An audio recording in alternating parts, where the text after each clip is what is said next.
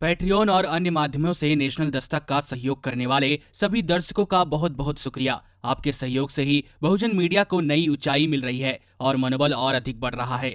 आशा है आगे भी आप हमें ऐसे ही सपोर्ट करते रहेंगे। धन्यवाद। पहले से ही आर्थिक संकट झेल रहे राज्यों पर केंद्र सरकार एक और बोझ डालने की तैयारी में है। केंद्र सरकार गुड्स एंड सर्विसेज टैक्स पर आपदा उपकर लगाने की सोच रही है। यह जानकारी इंडियन एक्सप्रेस को मिली है।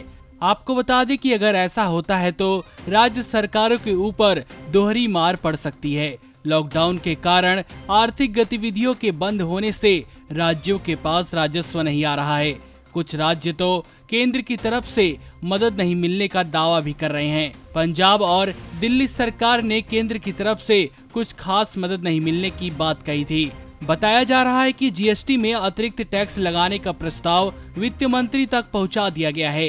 इस प्रस्ताव में जीएसटी के 5% वाले स्लैब को अलग रखा गया है। इंडियन एक्सप्रेस द्वारा संपर्क करने पर टैक्स को लेकर 2 राज्यों के वित्त मंत्री केरल और असम ने कहा कि सरकार द्वारा इस तरह का कदम उठाया जाना एक अच्छा विचार नहीं होगा, क्योंकि उद्योग पहले से ही एक भारी संकट का सामना कर रहे हैं। सूत्रों में बताया गया कि जीएसटी पर उपकर लगाने का मामला जीएसटी परिषद की बैठक में उठाया जाएगा। अगले कुछ हफ्तों में बैठक होने की उम्मीद लगाई जा रही है। आपको बता दें कि केरल ही एक अकेला राज्य है जिसने संवैधानिक प्रावधान अनुच्छेद 279A की धारा 4F का इस्तेमाल करते हुए इस तरह का उपकर लगाया है, जो कि किसी भी प्राकृतिक आपदा या आपदा के दौरान अतिरिक्त संसाधनों को बढ़ाने के लिए तय अवधि के लिए विशेष दर या दरों को संदर्भित करता है। जीएसटी पर उपकर लगाने के मामले में दूसरे राज्य असम के वित्त मंत्री हेमंत विश्व शर्मा ने बताया कि राज्य में हालात किसी भी उपकर के लिए उपयुक्त नहीं है। वित्त मंत्री शर्मा जीएसटी काउंसिल के सदस्य भी हैं, ने कहा कि उद्योग अब किसी भी उपकर को खपाने के मूड में नहीं है। उद्योगों की हालत खराब है और पहले ही सैलरी कट और छटनी जारी है। मामले में केरल के वित्त मंत्री थॉमस इसाक कहते हैं कि राज्य जीएसटी जमा करने में सक्षम नहीं है, तो अतिरिक्त उपकर कैसे लगाया जा सकता है।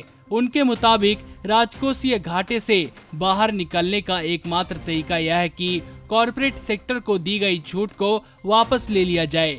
आपको बता दें कि 1 साल पहले केंद्र सरकार ने कॉरपोरेट सेक्टर को टैक्स में काफी छूट दी थी, जिसके बाद सरकार को राजस्व में करीब 1.5 लाख करोड़ का नुकसान हुआ था। नमस्कार। नेशनल दस्तक अपनी आर्थिक जरूरतों को पूरा करने के लिए अपनी ऑडियंस पर निर्भर है।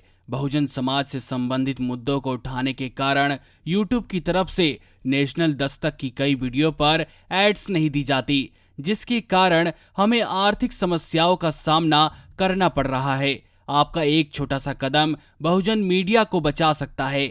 आपके सहयोग और सहायता के कारण ही हमने अभी तक यह मुकाम हासिल किया है। नेशनल दस्तक को आप पैट्रियन के जरिए सपोर्ट कर सकते हैं। इसके साथ ही आप अन्य माध्यमों जैसे यूपीआई, गूगल पे, डेबिट कार्ड, वॉलेट, फोन पे आदि से भी हमारी मदद कर सकते हैं, जिसका लिंक वीडियो के नीचे डिस्क्रिप्शन में डाल दिया गया है। पैट्रियन पर आप हमें प्रतिमाह $2 यानी 140 रुपए प्रति माह से हमारे साथ जुड़ सकते हैं। दूसरे माध्यमों में राशि की कोई सीमा नहीं है। आपके सहयोग से ही बहुजन मीडिया को एक नई दिशा मिली है और इसे अभी एक नए मुकाम तक लेकर जाना बाकी है, जो आपके साथ के बिना संभव नहीं है।